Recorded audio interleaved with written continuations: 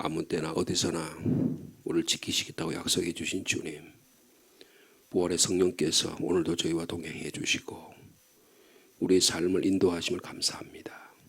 이 귀한 자리에 저를 불러주셨으니 우리의 육신의 눈이 깨게 하시고 우리의 몸이 깨게 하시고 우리 영혼이 주님을 향하여 주님만 바라보는 이 귀한 시간 되도록 축복하여 주시옵소서. 우리가 갖고 있는 염려 근심 다 주님께 맡기게 하시고 주님께 간구하고 기도함으로 말미암아 우리 안에 주님이 주신 놀라운 마음의 평화와 기쁨이 넘치는 복된 하루가 되도록 주께서 역사하여 주시옵소서. 사무엘서를 통해서 하나님의 뜻을 깨닫기를 원합니다. 하나님의 말씀을 읽을 때 성령께서 그 기록된 말씀의 뜻을 잘 이해하고 우리 삶에 잘 적용할 수 있는 지혜도 허락하여 주옵소서. 기도의 자리로 나왔습니다. 한 분 한 분들의 기도의 제목을 들으시고 주님 응답하여 주시옵소서. 예수님의 이름으로 기도하옵나이다. 아멘. 오늘 토요일에는 사무엘상 21장의 말씀이 되겠습니다. 21장 1절에서 9절까지 말씀입니다.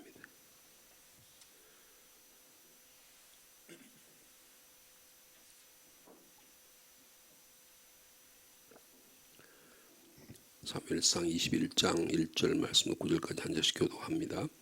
다윗이 노베 가서 제사장 아히멜렉에게 이르니 아히멜렉이 떨며 다윗을 영접하여 그에게 이르되 어찌하여 내가 홀로 있고 함께하는 자가 아무도 없느냐 하니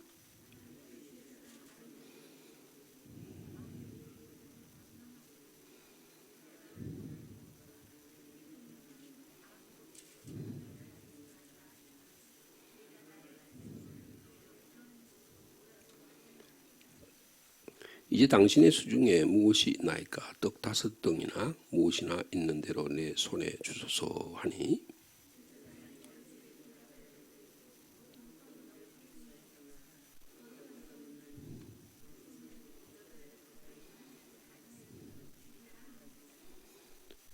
다윗이 제사장에 대답하여 이르되 우리가 참으로 3일 동안이나 여자를 가까이 하지 아니하였나이다.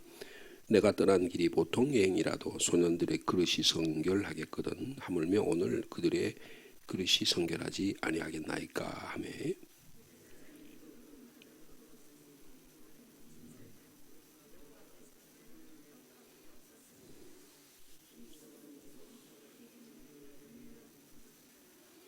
그날에 사울의 신하 한 사람이 요 앞에 머물러 있었는데 그는 도액이라는 이름하는 에돔 사람이요 사울의 목자장이었더라.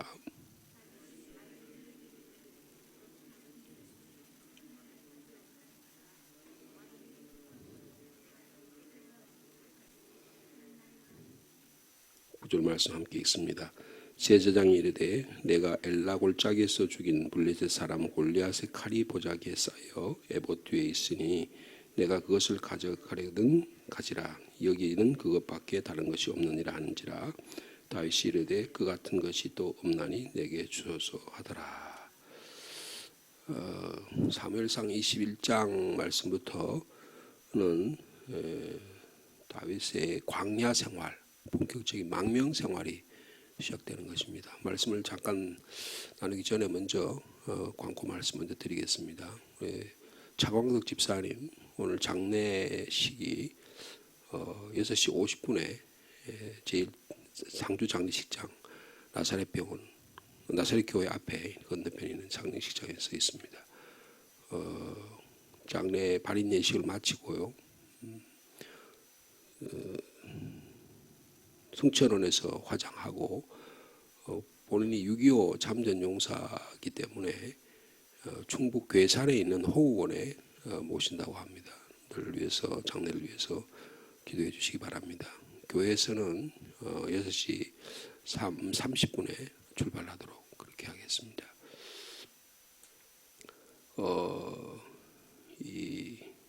오늘 본격적으로 다윗이 사울과 결별하고 그리고 가장 사랑하는 친구 요나단과 결별하고 그동안 살아왔던 생활 방식과는 전혀 다른 삶의 방식으로 뛰어들어가게 됩니다.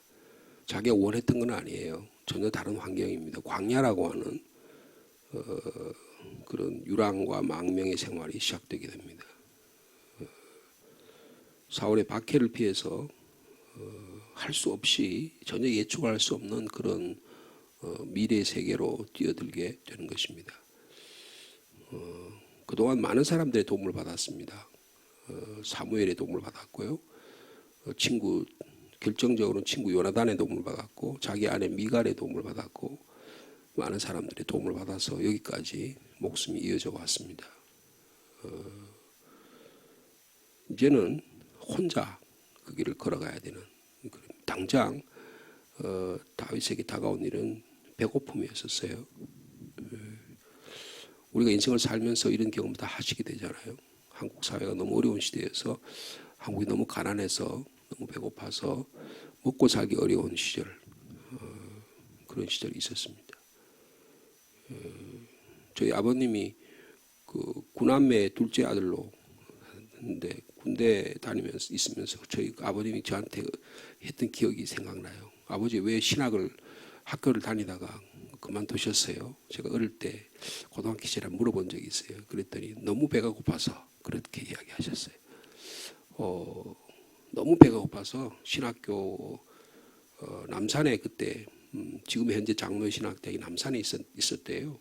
일본 사람들이 신사를 참배하는 그 장소를 이제 신학교로 해서 거기서 했는데 남산에서부터 걸어서 마포구 도화동까지 서울역을 건너서 그래서 마포구 도화동까지 걸어 다니셨다고 그래요. 근데 너무 배가 고프니까 내려가면서 찐빵집이 있으면 신학생들과 내기를 했대요. 누가 많이 먹느냐. 그 찐빵을 그냥 물도 없이 막 이만큼 채워 넣었던 그런 기억이. 그래서 가장 행복했던 시대는 어디냐? 군대 생활이었대요. 군대 가면 그래도 먹을 게 있기 때문에 지금 북한이 그렇잖아요. 북한이 가장 잘 사는 집단이 군입니다. 군에 가면 먹을 게 있는 거예요. 그러니까 군에 막 지원해가지고 거기서 뭐 또 강제적으로 하지만 이 가난이라고 하는 것, 배고픔이라는 것은 견딜 수 없는 것입니다. 그래서 저희 아버님이 군을 제대를 하고 고향에 왔더니 제가 아들이 태어났거든요. 그 막막한 거예요. 그런데 저희 고향은 우리 아버님 표현에 들으면 참새도 말라 죽는 곳이에요. 참새도 봄이 되면 추수 때가 지나고 나면 먹을 게 없어가지고 참새도 말라 죽을. 그래서 우리 아버님 표현이 그래요. 그래서 얘가 여기 있다는 처자식 식구들 다 굶어 죽이겠다. 그래서 읍내로 나오셨다는 거예요. 그러니까 그때 시대에는 배고픔을 해결하는 것이 가장 급선무였습니다. 이제 다윗이 가장 급선무가 배고픔이에요. 오늘 본문에 보십시오. 다윗이 노베 갔다 그래요. 노베라고 하는 것은 예루살렘에서 한 2km, 지금 요 베냐민 지파 요 땅에 있는 요 지역에 기브아와 예루살렘 사이에 있는 그런 곳이에요. 원래 엘리가 어디 있었죠? 제사장이 성소가 실로라는 곳에 있었습니다. 그죠? 사무엘상에 처음에 실로가 있었어요. 그런데 블레셋 사람들이 자세히 나오지 않지만 블레셋 사람들이 공격을 해서 그 실로라는 곳에 있을 수가 없었어요. 그래서 장소를 옮겼습니다. 여기 오면 아히멜렉은 엘리 제사장의 자손입니다. 그러니까 그 아히멜렉이 노비라는 곳에 와 있었어요. 조그만 성소를 지어놓고 거기 가 있었어요. 그러니까 지금 요나단과 헤어지고 사울의 그것을 피해서 지금 여기 말라고 왔겠어요? 도움을 받기 위해서 왔겠죠. 도움을 받기 위해서 왔을 것입니다. 내가 이제 더 이상 어떻게 피할 데가 어디겠냐. 그래도 주의 종의 도움을 받아서 내가 뭔가 행동하기 전에 좀 도움을 받아서 기도하고 하나님 뜻을 해야지라고 하는 생각을 갖고 아마 제사장에 왔을 거예요. 오늘 제사장이 여기 있을 때 나중에 보면 골리앗의 칼이 나오죠. 칼이 나오죠. 그러니까 아마 평소에 전쟁에 나갈 때마다 여기 들려가지고 기도하고 주의 종의 기도를 듣고 받고 아마 그래 나갔을 가능성이 많아요. 그리고는 그 골리앗의 지금 칼이 여기에 있었습니다. 그리고 나중에 지금 보니까 골리앗의 칼을 가지고 가잖아요. 그러니까 여러분 지금 홀로 있는 사람, 위험을 당하는 사람이 절대절명으로 필요한 게 자기 안전이에요. 자기 안전을 위해서 두 가지가 필요합니다. 먹을 게 필요한 거예요. 그다음에 자기 자신을 지킬 수 있는 도구가 필요한 것입니다. 근데 그걸 어디서 얻어요? 오늘 이 노비라는 곳에서 얻습니다. 그래서 이제 광야 생활이 필요하는데 하나님께서 이 노비라는 곳에 제사장 아히멜렉에게 가서 이 두 가지를 얻어요. 여러분 우리의 삶 속에서 꼭 필요한 것을 오늘 주의 말씀을 통해서 얻고 돌아가는 저 여러분 되길 축복합니다. 그러니까 가니까 아히멜렉이 말하잖아요. 두렵고 떨면서 말해요. 아니 당신이 어떻게 혼자 왔습니까? 함께하는 자가 아무도 없습니까? 어떤 뜻일까요? 아히멜렉이 위기의식을 느낀 거예요. 소식을 들었을까 안 들었을까요? 다윗이 지금 정치적으로 망명을 하고 도망 다니고 있다는 걸 알고 있을까 모를까요? 알고 있었을 것입니다. 그러니까 이랬다가 이거 지금 나도 어떻게 되는 거 아니야? 여러분 내가 지금 만나는 사람이 정치적으로 어려움 당하고 공격을 당하고 위험에 있다. 그런데 그거 만나기 쉽겠어요? 어떻게 생각하십니까? 이거 어서 오시라고. 당신이 어떤 위험이 있더라도 나도 그 위험을 감수하겠다고. 그럴 사람이 있을까요? 조심하겠죠. 그죠? 그래서 이분도 조심한 거예요. 아니, 당신이 어떻게 홀로 왔습니까? 그런데 다윗이 거짓말을 합니다.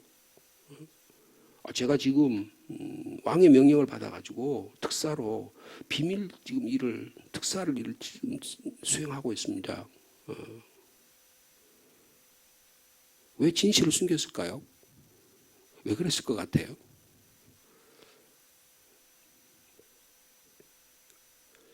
아마도 이 아히멜렉을 보호하려는 의도가 있었던 것 같아요. 보호하려고 하는.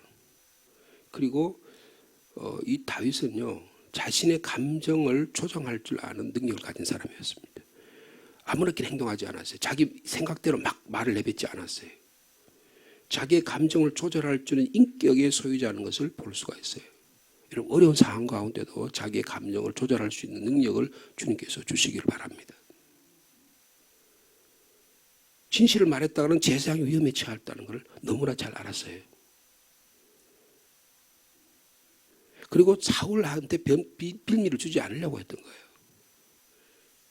근데 여러분 보십시오. 영적인 도움을 받으러 왔는데 실질적인 도움은 뭐가 필요해요? 물질적인 도움이 필요합니다. 여러분 신앙생활에는 영적 도움이 필요한가 하면 물질적 도움이 필요한 사람이 대단히 많습니다. 그러면 영적 도움을 줘야 될 필요가 있는가 하면 때로는 물질적 도움을 당장 필요한 사람이 대단히 많다는 거예요. 당신의 수중에 무엇이 있습니까? 음식을 요구하는 거예요. 지금 다윗 혼자 있는 게 아니에요. 다윗 혼자 있는 게 아니고 부하들과 같이 있을 거예요. 근데 그래서 지금 자기 수중에 떡 5개를 있으면 좀 달라. 그렇게 이야기합니다. 그런데 그냥 보통 사람들이 먹을 수 있는 떡을 집에서 해건 떡이 없어요. 지금 제사장 집안이니까 지금 진설병이 있다는 거룩한 떡은 진설병을 이야기하는 거예요. 진설병은 출애굽기에 이야기한 대로 레위기에 얘기한 대로 안식일을 위해서 안식일에 상을 이렇게 2개를 차려놓고 거기다 6개, 12개의 떡을 차립니다. 그 떡이 매일 그 떡을 제사에 갖다 따끈따끈한 떡을 했다가 또 물리고 해서 그렇게 그 떡이 남아 있다는 거예요.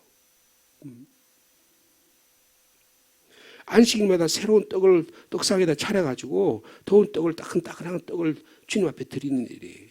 이 고핫 자손들이 이 안식일에도 고핫 자손들이 떡을 만들어서 안식일 새벽에 만들어서 주의 전에다가 바치는 것입니다. 먹을 수 있는 사람은 제사장밖에 없어요. 근데 그 떡을 지금 그 떡밖에 없다.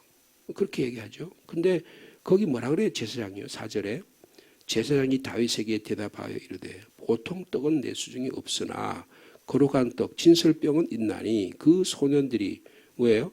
여자를 가까이 하지 아니하였으면 주겠다 그랬어요. 최근에 성관계를 하지 않고 3일 이전까지 그런 일이 없었으면 그거 먹어도 괜찮다 이렇게 얘기하는 거예요. 여러분 마가복음 2장 25절이나 마태복음 12장에 보면 이 본문의 말씀에 대해서 예수님이 해석하는 장면이 나와요. 안식일인데 밀밭 사이로 제자들이 지나갔어요. 너무 배가 고팠어요. 그래서 밀밭에 있는 위를 막 갈아가지고 배고픔을 채우고 있었더니 그걸 보고 있던 서기관들이 너 안식일에 왜 그런 행동을 하냐? 그렇게 하니까 예수님께서 야 다윗도 옛날에 그 주님께서 드리려고 진설병을 먹었다. 근데 너희들이 무슨 소리 하고 있냐? 그런 소리를 예수님이 하신 장면이 나와요. 그래서 지금 오늘 그래서 다윗의 행동을 예수님께서 인정을 해주는 장면이 예수님께서 2000년이 지난 그때 이야기를 하시죠. 1000년이 지난 이후에 얘기를 하시는 거죠. 예. 자, 그러니까 다윗이 말합니다. 우리가 3일 동안이나 여자를 가까이 아니하였나이다. 내가 떠난 길이 보통 여행이라도 소년들의 그릇이 성결하겠거든. 하물며 오늘 그들의 그릇이 성결하지 아니하겠나이까 하면서 떡을 달라 그럽니다. 여러분 제사법적으로는 다윗이 법을 어겼잖아요. 그 먹으면 안 되는 거예요. 그런데 여러분 아히멜렉과 다윗이 새로운 제사법을 만듭니다. 여러분 이게 대단히 중요합니다. 우리의 삶이 우리의 제사가 교회 안에서 갇혀서는 안 된다는 거예요. 우리의 제사가 율법에 갇혀서는 안 된다는 거예요. 여러분 우리의 음식은 생명을 위한 것입니다. 우리 생명이 더 고귀한 거예요. 여러분 제사 때문에 우리의 생명을 아무렇게 해서는 안 된다는 거예요. 제사장 레위기에 나타나는 제사장의 정결법, 거룩성, 이것은 우리의 생명을 위한 것입니다. 그래서 이 하나님의 생명을 더 고귀하게 여기는 거예요. 무슨 말이냐 하면 정해진 제사법이 우리의 모든 삶의 영역으로까지 일상으로까지 확대돼야 돼요. 너희 몸을 하나님이 기뻐하신 거룩한 산 제물로 드리라 그랬잖아요. 제사가 교회 안에서 갖춰져서는 안 되는 거예요. 여러분 예배가 온전히 드려야지 영과 진리로 예배 드려야 됩니다. 그러나 그 제사가 내 몸 교회 안에서만 갖춰지면 안 돼요. 주일에 갖춰지면 안 돼요. 어디로 가야 돼요? 일상의 모든 삶의 영역으로까지 확장되어야 하는 것입니다. 여러분 다윗은 위대한 사람이에요. 여러분 다윗은 그것을 볼 줄 아는 능력이 있었다는 거예요. 단순히 자기의 배고픔을 해결하는 문제가 아니라 아히멜렉이라는 사람이 그것을 해석해 주는 거예요. 그러니까 거기 가가지고 새로운 깨달음이 일어나게 됐다는 것입니다. 여러분 다윗이 그러니까요. 이걸 다르게 말하면 지역, 혈연, 사회적 장애, 신분, 직업 이런 거를 넘어서는 거예요. 여러분 사울은 이걸 넘어서지 못하는 사람이었습니다. 20장에 보면 가족 회의를 하는데 전부 다 자기 형제들이잖아요. 그죠? 자기 아들이고 자기 사촌이고 자기 사위고 그게 나라를 다스리는 그걸 넘어가지 못해요. 그걸 넘어서면 큰일 난 줄 알아요. 그럼 다윗은 그걸 훌쩍 뛰어넘습니다. 신분을 뛰어넘어요. 여러분 그 다음에 여기 보면 오늘 본문 다음 장에 11장에 보면 여러분 이 사울이 어디로 도망갑니까? 가드왕 아기스라는 데 가드왕이 누굽니까? 블레셋 사람이에요. 이걸 보면요 다윗이 어떤 사람이냐면 이 다윗이라는 사람은 블레셋 사람과도 교통할 줄 아는 사람이에요. 적과도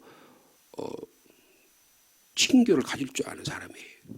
저 인간은 말이에요. 내가 볼 때는 저거는 인간도 아닌 것 같아. 저거 신앙도 없고 아무도 아닌 것 같아. 그래서 딱 담을 쳐놓고 그렇게 살지 않는다 알았다는 거예요. 하나님께서 원하시면 그들과도 교통할 수 있다는 거예요. 여러분 그래서 어떻게 보면 나중에 아히멜렉이라는 사람한테 가가지고 자기가 거 가서 또 같이 또 삽니다. 나중에 보면요. 이거 신분을 뛰어넘는 거예요. 그래서 나중에 전부 그 사람들이 다 다윗의 수중으로 들어옵니다. 무슨 말이에요? 여러분 신앙은 지역을 뛰어넘어야 돼. 내 신앙이 상주라는데 경상도라는데 지역이 딱 갇혀서는 안 된다 그 말이에요. 여러분 자기의 신분을 뛰어넘어야 됩니다. 내가 그래도 믿음의 집안인데 그거 뛰어넘어야 돼요. 내가 그래도 사회적 신분 그런 거 뛰어넘어야 됩니다. 여러분 예수님은 그 신분을 뛰어넘으셨어요. 여러분 오늘 본문에 보면 그걸 뛰어넘는 능력을 가졌다는 거예요. 그걸 아히멜렉이 보여주었다는 것입니다. 우리의 삶의 전 영역으로 하나님의 거룩함과 정결함이 확산되어야 한다라는 것을 말씀하고 있다는 것입니다. 이런 우리의 매일매일 하는 삶의 행동이 교회 안에만 다 같이 교회 안에서 거룩해. 그런데 사회 나가면 사회 사는 것보다 더 못해. 돈 관리도 제대로 못하고 사람의 따뜻함도 없고 관대함도 없고 그냥 전부 저거 교회 내가 다른 사람 저렇게 저렇게 그냥 폐쇄적이고 저렇게 사람이 저렇게 인색하고 저렇게 교회 생활 나는 그럼 교회 생활 안 하란다. 교회 다니는데 왜 저렇게 사람들이 그냥 욕을 하고 돌아다니고 그냥 저렇게 사람의 인정을 못 받고 다닐까? 사회적 영향을 못 줄까? 여러분 그것은 우리가 심각하게 생각해 봐야 하는 것입니다. 혈통과 지연과 신분과 직업과 사회적 그런 것들을 넘어설 수 있는 이 일을 오늘 이 노비라는 곳에 가서 다윗이 체험하게 되었다는 거예요. 체험하게 되었다는 거예요.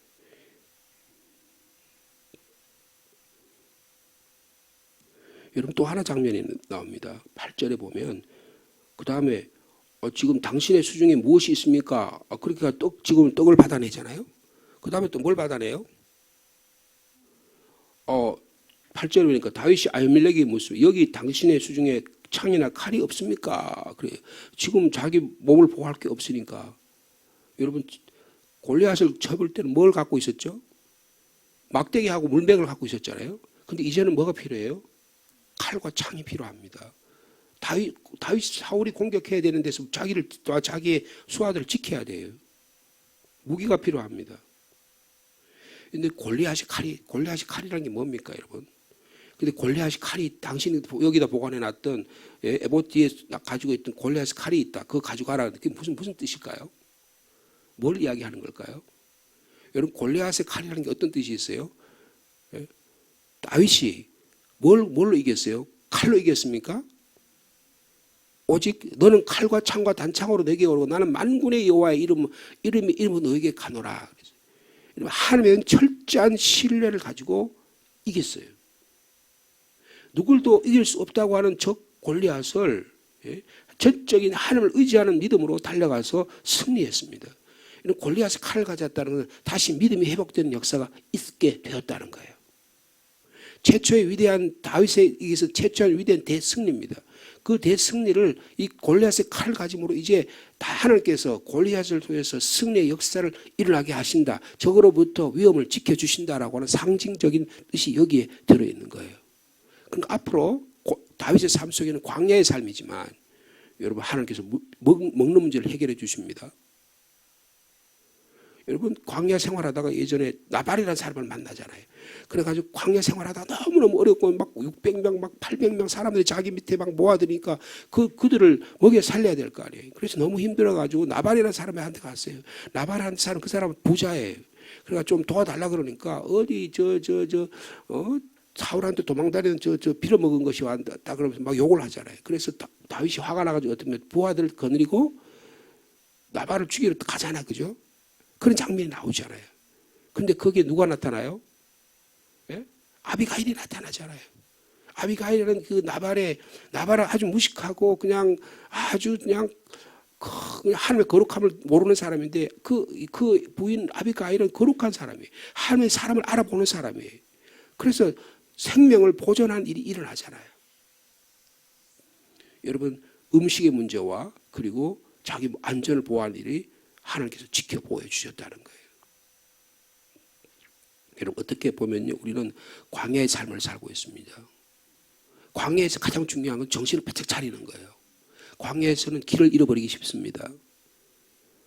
광야에서 하면 너무 단순해요. 광야에서는 사람을 무섭게 한 일이 너무 많습니다. 숨이 막힐 정도로 예측 불허의 일들이 일어나요. 그냥 광야에 돌풍이 일어나고 먼지가 일어나면 어딘지 분간할 수가 없어요. 정신을 바짝 차려야 됩니다. 눈을 바짝 떠야 돼요. 위험과 죽음이 늘 우리의 도사리고 있는 곳이 광야예요. 여러분 우리는 도시의 광야에 살고 있습니다. 우리 인생의 광야에 살고 있는 거예요. 여러분 하나님께서 우리의 먹을 것과 우리 안전을 지켜주실 줄로 믿습니다. 바로 그 순간에 내 자신을 내가 살아야 되겠다고 살아가는 게 아니고 하나님께 맡기라는 거예요. 하나님께 맡기라는 거예요. 그럼 하나님께서 놀라운 은혜를 베풀어 주심을 말씀하고 있습니다. 이제 다윗이 광야의 길을 걸어가기 시작합니다. 15번의 여러 광야 이야기 막 펼쳐져요. 그 모든 이게 광야 사무엘상 끝까지가 다 광야 이야기예요. 여러분 이 광야 가운데 하나님 어떻게 다윗을 보호하고 계신지를 보라볼 수 있는 저와 여러분 되기를 바랍니다. 오늘 이 노비라는 곳에서는 한 음식을 해결해 주세요. 야 다윗아, 너의 거룩함이 뭐야? 너의 거룩함은 너의 예배 처소에 성소에서만 일어나는 게 아니야. 노비라는 곳에서만 일어나는 게 너의 삶 전 영역에서 내가 너를 보호하고 너와 함께 있는 거야. 내가 먹는 양식 그게 너의 생명의 양식 그냥 먹는 양식이 아니야. 너는 거기에 생명의 양식이고 내가 날마다 공급해 주는 날마다 너에게 내려주는 생명의 양식이야. 여러분 거기 하나님의 거룩함이 있지 않겠어요? 데일리 브레드. 나 주님 저에게 일용할 양식을 주옵소서. 여러분 일용할 양식이 먹을 것만 이야기하는 게 아닙니다. 매일매일이 하나님과의 관계 속에 살아간다는 것을 철저하게 깨닫는 거예요. 하나님의 거룩함이 우리 일상생활에서 드러난다는 거예요. 여러분 일상생활과 아닌 월요일부터 토요일까지는 대강 살고 설렁설렁 살고 아무렇게나 살고 하나님과 관계없이 살다가 여러분 주일날만 교회 와서 주님 그 사람 모른다는 거예요. 이사야서나 뭐 예레미야서나 너희들 그런 삶 살았지. 나는 그런 너희들 몰라. 너희들 그래서 아예 내 처벌해도 내 관심의 대상이 아니야. 너희들 삶 전부가 나에게 다가와야지. 너희 삶 전부가 나와 연관 속에 살아야지. 그렇게 말씀하신다는 이것을 다윗이 깨닫습니다. 그래서 다윗에 대해서 해석해 주지 않아요. 예수님께서 다윗 잘못한 거 아니야. 다윗이 그런 속에서 그의 생명이 얼마나 하나님과 연관 속에 있는 것을 그는 철저하게 깨닫고 살았던 거야 라고 말씀하고 주고 계시잖아요. 또 하나 골리앗의 칼입니다. 하나님 전적인 하나님과 신뢰하고 살아가라는 거예요. 여러분 이것을 이 땅에서 지금 다윗이 깨닫게 되는 것입니다. 그런데 위험이 도사리고 있어요. 여러분 거기 보면 7절에 보면 도액이라는 인물이 등장합니다. 이거 왜 등장시킬까요? 그 지금 이 제사장과 다윗이 한 얘기를 다 들었잖아요. 이걸 밀고를 하는 거예요. 거기다가 거짓말을 섞어서 이야기합니다. 그럼 어떻게 합니까? 이 제사장 가문이 다 죽잖아요. 다 죽잖아요. 여러분 이 도액이라는 사람은 에돔 사람입니다. 여러분 에돔 사람은 끝까지 에돔이 누구예요? 여러분 에돔이 누굽니까? 에서입니까? 에서가 누구예요? 야곱의 형 아닙니까? 형제가 아니에요. 이삭의 피부치입니다. 이삭의 둘 큰 아들이에요. 근데 그 형이 말이에요. 동생을 죽입니다. 여러분 이 사건은 언제까지 가면 예수님 당시 시대까지 가요. 여러분 예수님 당시에 헤롯이라는 사람이 에돔 사람입니다. 에돔 사람 이두메 출신이라는 이게 헤롯이 이 에돔 출신이에요. 그러니까 하나님의 예수 그리스도의 태어나심까지 끝까지 하나님을 적대하는 세력이에요. 성경에 그런 족속들이 나타나잖아요. 여러분 이 에돔 사람이 사울의 첩자가 돼가지고 하나님의 제사장을 무참하게 죽이는 이야기가 나타나게 됩니다. 이게 무슨 말이에요? 우리의 삶에는 늘 우리를 들여다보면서 도사리는 적대적 세력이 있다는 거예요. 그것을 눈을 바짝 뜨고 광야에서 살펴봐야 됩니다. 그러나 그것도 더 중요한 것은 하나님이 보호하시고 인도하시고 역사하고 계신다. 오늘 광야의 길에 주님이 주시는 이 만나와 주님이 주시는 막대기와 칼로 우리의 삶을 지켜보호하는 복된 하루의 삶이 되기를 축복합니다. 걸어가신 주님, 다윗이 광야의 삶을 시작합니다. 그동안에는 많은 사람들의 도움이 필요했지만 이제는 혼자 광야의 길을 걸어가야 합니다. 다윗은 광야의 인생을 걸어가면서 하나님의 소리를 듣습니다. 철저하게 하나님과의 관계 속에서 기도의 자리로 나아갑니다. 주님, 우리가 때로는 광야에 몰렸다고 생각할 때 하나님이 하나님과 관계를 새롭게 하기를 원하신다는 믿음을 가지고 주님께 기도할 수 있는 저희들이 될 수 있도록 주께서 인도하여 주시옵소서. 광야는 날마다 불확실성의 시대지만 그 불확실한 배후에는 하나님의 거룩함이 내가 너를 만나고 싶다고 하는 놀라운 은혜가 있는 줄 믿습니다. 이것을 깨달을 수 있는 저희들이 되게 하여 주옵소서. 다윗에게 당장 다가오는 배고픔이었습니다. 그러나 그 배고픔을 통해서 하나님 모든 너의 삶에 내가 너를 축복해 주겠다고 하는 것을 경험하게 됩니다. 주님, 우리들도 이런 거룩함을 우리의 모든 삶에 오늘도 경험하며 살아갈 수 있도록 주께서 축복하여 주시옵소서. 내일은 주님의 날입니다. 주님의 날을 잘 준비하는 나날이 되게 도와주옵소서. 차광득 집사님의 장례를 집전하려고 합니다. 주님 그 가정에 함께 도와주시고 남아있는 우리 기기순 권사님의 삶도 지켜 보호하여 주옵소서. 예수님의 이름으로 기도하옵나이다.